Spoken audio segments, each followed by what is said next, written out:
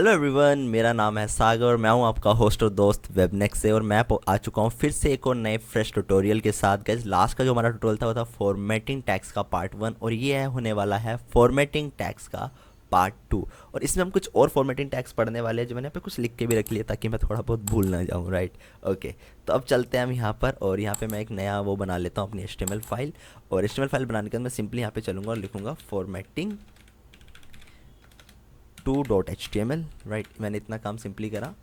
Perfect. यहाँ पे मैं सिंपली चल के बॉलर प्लेट लगा लूँगा। ये सब मैं आपको ऑलरेडी बता चुका हूँ, तो बार बार बताने से वो चीज़ें थोड़ी सी बोरिंग हो जाती है। राइट, तो मैं यहाँ पे चल के एक H1 लगा लेता हूँ जो मेरी आदत ही है। मैं लिखता हूँ hello world, I am from Webnex. ठीक है, मान लो मैंने इतना कर दिया। अब यहाँ पे चल के मैं एक सिंपल सा पैराग्राफ लगा लेता हूँ और यहाँ पे थोड़ा सा कंटेंट ऐड कर देता हूँ विच इज़ कॉल्ड lorem 100। अभी मेरा ऐसे जा रहा है, तो मैंने बताया था व्यू और वर्डरैप या फिर आप ओल्ड जेड भी कर सकते हैं इसके लिए।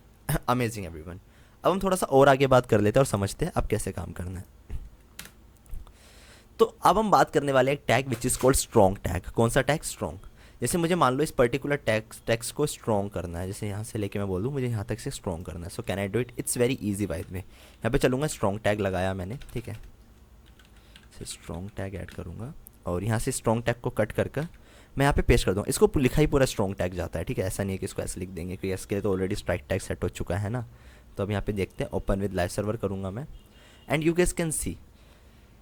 कई बच्चे एकदम से भी कंफ्यूज हो गए होंगे, यार भैया कैसी बात कर रहे हो, अभी थोड़ी देर पहले तो मतलब पिछले लेक्चर में तो आपने इसको बोल्ड टैग पढ़ाया है, अब इसको स्ट्रॉन्ग बोल रहे हो। Guys I tell you one thing, असल में ना बोल्ड और ये जो स्ट्रॉन्ग होते हैं इनकी अपीयरेंस डिट्टो सेम होती है। राइट, तो भैया तो अलग क्या है? देखो, इस बोल्ड का काम होता है सिर्फ आपके टेक्स्ट को थोड़ा सा डार्क करना, थोड़ा सा थिक करना, बट ये भाई कर तो ये भी हो रहा है, हाँ अपेरेंस तौर पे ही कर रहा है। पर इसका असल में जो रोल है, जो बैकएंड में रोल है, वो ये है कि ये किसी भी इंपॉर्टेंट सेंटेंस या इंपॉर्टेंट कीवर्ड को दर्शाने के लिए यूज़ होता है, उसको शो करने के लिए यूज़ होता है। राइट, अब इसका मतलब क्या है, मुझे थोड़े से टैग्स और पढ़ाने दो, फिर मैं आपको आगे चल के अच्छे से बता दूंगा कि असल में स्ट्रॉन्ग क्यों यूज़ होता है, बोल्ड क्यों यूज़ नहीं होता, ये सारी चीज़ें। राइट, तब मान लो मैं यहाँ पर गया।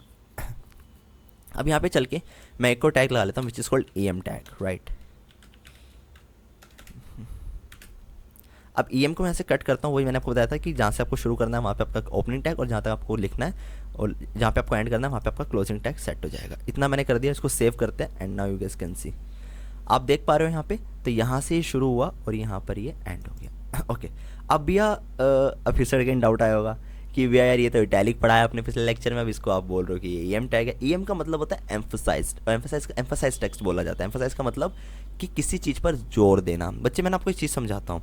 जब अपनी वेबसाइट को गूगल के ऊपर इंडेक्स करते हो ना, तो गूगल अपने कुछ क्रोलर्स भेजता है उस वेबसाइट को क्रोल करने के लिए, देखने के लिए उसमें क्या क्या यूज़ हुआ है, आप हमारी जो पॉलिसीज़ है उनको वॉयलेट तो नहीं कर रहे। तो वहाँ पर बोल्ड और इटैलिक्स को तो नॉर्मल समझा जाता है, पर जैसे आपका ये जो स्ट्रॉन्ग टैग होता है इसके अंदर अपने कीवर्ड्स लिखते हैं, ये आपके मेजर कीवर्ड्स इसके अंदर आते हैं, जो कंटेंट कीवर्ड्स होते हैं ना, जब अपना ऑन पेज SEO करते हैं उसके अंदर ही आता है, जिसके थ्रू गूगल को ये पता लगता है ओके ये एक इंपॉर्टेंट टेक्स्ट है, इसके थ्रू मुझे अपनी वेबसाइट्स को रैंकिंग देनी है। और एम्फसाइज टैग्स यूज़ होता है कि इसके ऊपर आपको जोर देना है, ये आपका मतलब फॉर्मेटिंग के लिए मोस्टली यूज़ होता है। क्लियर है बात? अमेजिंग। उसके बाद मैं आपको ना एक और टैग्स पढ़ाता हूँ जिसमें ना आप और ज़्यादा फिर से कन्फ्यूज हो जाओगे।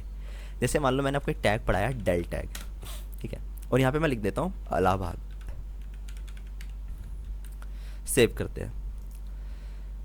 कंफ्यूज हुए ना यार भैया, थोड़ी देर पहले तो स्ट्राइक थ्रू बोल रहे थे, इसको इलाहाबाद बोल रहे हो। बच्चे, स्ट्राइक का मतलब होता है कि सिर्फ उस पर मैंने काट दिया उसको, पर यहाँ पे डेल टैग मतलब होता है डिलीटेड टेक्स्ट, कि यहाँ पे जो टैग है वो डिलीट हो चुका है। जैसे आपको पता है कि अब इलाहाबाद का जो नाम है वो प्रयागराज हो चुका है, तो दैट मीन्स इलाहाबाद अब डिलीट हो चुका है, मतलब है ही नहीं। तो ऐसा दर्शाने के लिए हम इसको कर लेते हैं।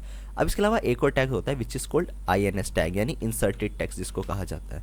और यहाँ पर मैं लिख लेता हूँ प्रयागराज। मैंने लिखा, आइए देखते हैं। तो देख रहे हो प्रयागराज में भैया तो आपने अंडरलाइन पढ़ाया था। नहीं गाइस, असल में ये इंसर्टेड टेक्स्ट है। ऐसे कहते हैं ना कि भैया इलाहाबाद अब डिलीट हो गया, उसकी जगह पे प्रयागराज आ गया है, तो यानी इंसर्ट कर दिया है आपने प्रयागराज। तो ये इंसर्टेड टेक्स्ट को दर्शाने के लिए होता है। हाँ, हो सकता है इनके अपीयरेंस सेम हो, पर जो आपके क्रोलर्स होते हैं वो समझ जाते हैं इन टेक्स्ट को देखकर। क्लियर है गाइस? अमेजिंग। इसके अलावा हमारे पास ना एक और टैग होता है which is called small tag. Right, कौन सा है? Small tag. अब यह स्मॉल टैग क्या होता है? जैसे मान लो आपने यहाँ से यहाँ तक आपका जो पूरा टेक्स्ट लिखा हुआ है।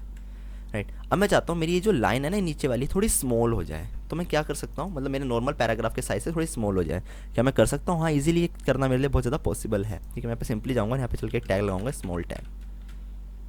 ये मैंने लगाया और उसके बाद यहाँ पे क्या करूँगा, मैं इसको कट कर दूंगा और कट करके मैं सिंपली यहाँ पे इसको पेस्ट कर दूंगा। Is it clear? Let's see. देख लो ये टेक्स्ट, ये जो पूरा कंटेंट है ये बाकी टेक्स्ट के मुकाबले क्या हो गया, स्मॉल हो गया। तो ये भी मैं कर सकता हूँ। अच्छा भैया क्या बड़ा भी कर सकते हैं, मतलब मुझे थोड़ा लार्ज टेक्स्ट चाहिए तो yes you can do it guys for sure. अब जैसे मान लो पे मैं एक पैराग्राफ लगाता हूँ, ठीक है, उस पैराग्राफ में पे लिखता हूँ लॉरेम 100 ही लिख लेता हूँ फिर से। अब मैं बोलता हूँ भैया इतने से टेक्स्ट को मुझे थोड़ा सा लार्ज करना है, तो आई कैन डू इट। उसके लिए हमारे पास एक टैग होता है which is called big tag. Big tag right, वो बिग शो वाला नहीं है, बिग बॉस वाला नहीं है, इसे बिग टैग होता है राइट। यहाँ पे गए, यहाँ से लेके मैंने इसको यहाँ तक कर दिया। इसको सेव करते हैं and you gas can see, देख रहे हो ये टैग हमारा क्या हुआ, हल्का सा बिग हो गया नॉर्मल टेक्स्ट के मुकाबले। तो कई बार होता है, ऐसी फॉर्मेटिंग करनी पड़ती है तो हम इसका भी यूज़ कर लेते हैं। ओके एवरीवन, तो आई होप गाइस आपको ये लेक्चर इंटरेस्टिंग लगा होगा। अब हम मिलेंगे आपसे HTML फॉर्मेटिंग टैग्स के पार्ट 3 में, जिसमें हम और ज़्यादा इंटरेस्टिंग टैग्स के ऊपर बात करेंगे। तब तक गाइस जितने मैंने आपको चीज़ें बता रहा हूँ उनकी प्रैक्टिस करते रहिए, क्योंकि मैंने आपको बताया था practice makes a man perfect. मैं लेता हूँ आपसे अलविदा और मैं मिलूंगा आपसे अगले ट्यूटोरियल में।